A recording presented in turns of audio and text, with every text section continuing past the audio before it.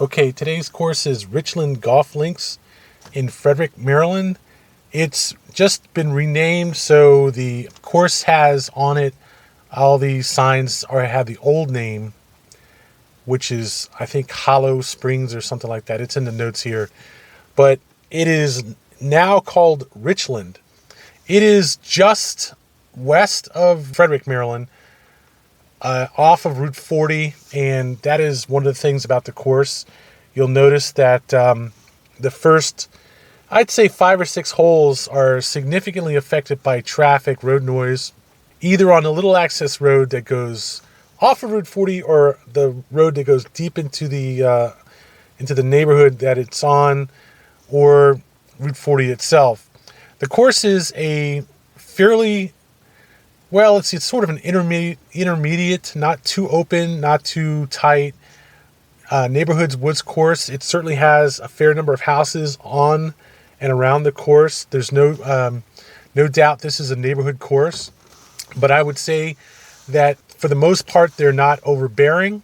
The big problem is, like many of the courses in the Frederick area, that the road noise is significant on several of the holes. Certainly the first, second, not so much the second, but certainly the third and the fourth, which is a par 3. There's a corner, an intersection right off the corner of the fourth tee box, and so that whole fourth hole is a par 3, and the fifth hole, which is a par 5, runs up alongside another road that runs parallel to Route 40, and that every car, every truck certainly that comes by, you can hear the tires slapping, and this is another one of those roads where the speed is about 40-50 miles an hour, and you can certainly hear the cars very well, tires slapping on the pavement. So I think for a good part of the front side, certainly, like I said, the first 4 or 5 holes, and also number 8 and 9, which are also right next to Route 40. Well, maybe 7 and 8. Right next, no. 10 and 11, which are right next to Route 40. Certainly those are somewhat obnoxious holes to play in terms of road noise. I wouldn't say the houses are really that big a factor. I mean, especially if you've played a fair number of woods courses, you're probably used to it. There's nothing here that's overbearing in terms of the housing. What I did notice was there's a lot of OB. If you look at the holes in general, what you'll see is the fairway, then you'll see some rough, and it's decent rough. The course is in decent condition, and then there's some intermediate length waste. It would be long grass, long waste on other courses, but here it's been both cut down and trampled down. It's one of the problems with having it, if it's not long enough, is that people do tend to go up in the waste and look for balls. And this happened here on a few of the holes.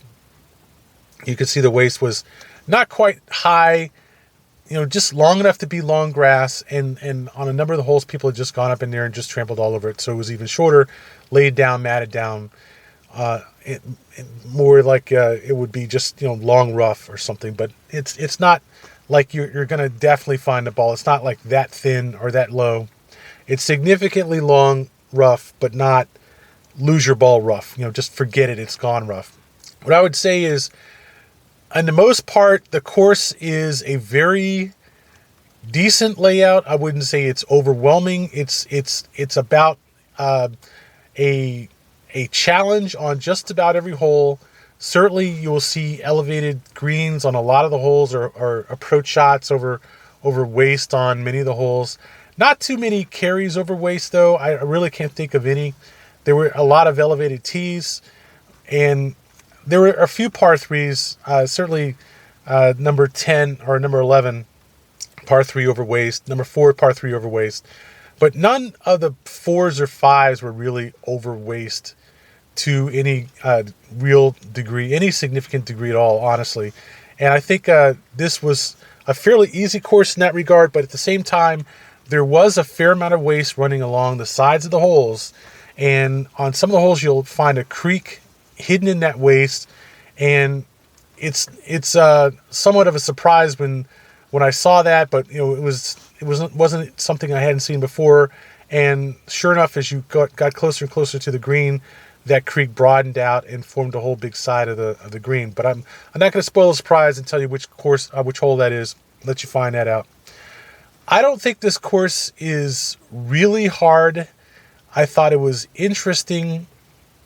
The reason I played it was I really wanted to get on another course that I'd been sort of toying with for a while, but at the same time, I didn't want to go out and play another quote-unquote expensive course today. Last time I played a course which was $60, even with a afternoon tea time, and it wasn't quite a hot deal, but it was at least, it was still $60, and I wanted to see what would happen if I played a hot deal for a course that was much cheaper, like a third cheaper. So I picked one that wasn't quite the $10 to $15 hot deals that I could have gotten, but I did take a $20 hot deal at this course, and between the slope and the length, it was 6,600 yards, so sort of an intermediate length from the back tees and 135 slope from the back tees. So, and then a solid 72 rating. So I said, well, this should be a good test.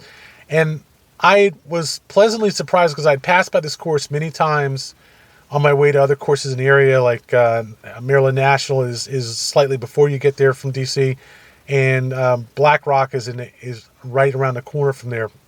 And I wanted to try this course anyway, but I was surprised to find out that this was the course that I was playing because I didn't know it was known as Richland. So sure enough, it is.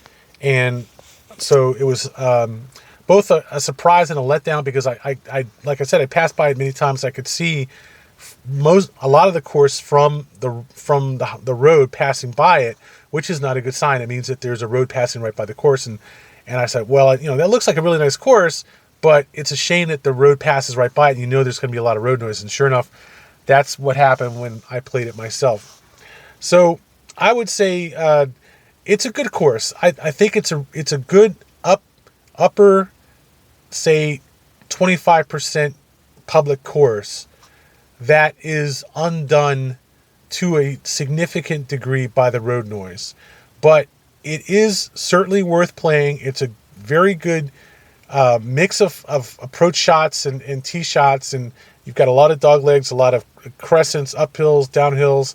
Very good mixture of shots. The 18th hole is a very good closing hole, and I thought it was just a very good round. I had a lot of fun playing this round. I won't say that it wasn't frustrating in some ways because a lot of the holes don't have yardage markers and there isn't a course map, and you were the first time you play it is a little bit of a guesswork, and also I didn't know exactly where the OB was. I didn't know exactly where the bends and some of the plays were, and I suffered in that regard on some holes where you're hitting shots and you don't know that around that corner is it's heavily wasted on the side, and you're gonna probably lose your ball if you hit it too tight. But it wasn't too bad, and I think overall, even playing it by myself the first time I played it, I still had a good round. It was definitely a fun course, and it has a really nice clubhouse, a decent pro shop, but a full sports bar / restaurant in the clubhouse. And although it didn't pass the hot dog test, it just kind of had a generic sort of, a hot dog that you get off, if you went and bought some, hot dog, a plain beef hot dog at a supermarket. But it did have, decent prices. So $7 for a hot dog and a beer, had a decent bathroom with 2 showers and everything. So that was a good thing. And it had a nice double layer deck, so I could sit up and watch people play on the 18th. And it was in the shade, and it was just really nice. So I can't complain about the course that much at all. Also, the greenskeepers, while they were there on a few of the holes on the front side, at least they were very polite. When they saw me play, they shut down and were quiet. And I definitely had to appreciate. I actually thanked them for that. So no real greenskeeper fouling here either.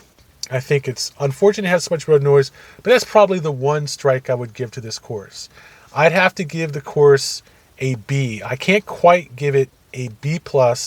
It's not that great, and certainly with the lack of hole markers in some places, it's not good, and no cart map. I'd say it's a solid B course. That is Richland Golf Course in Frederick, Maryland.